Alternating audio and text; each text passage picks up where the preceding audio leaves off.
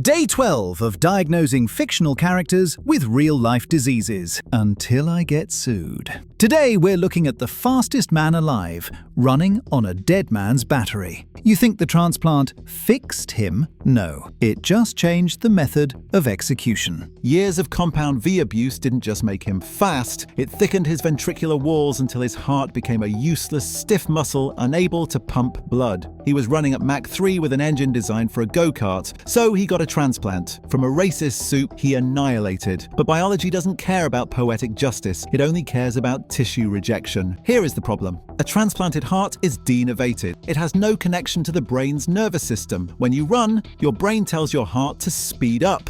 A-Train's brain is screaming, go, but his new heart can't hear him. It relies on circulating adrenaline, which is too slow for a speedster. He's forcing a foreign organ to beat at 800 beats per minute, while his immune system is actively trying to kill it. This isn't recovery, this is chronic allograft rejection accelerated by super speed shearing forces. Every time he uses his speed, he is mechanically shredding the sutures of his own salvation. He's not outrunning his past, he's outrunning his own blood supply.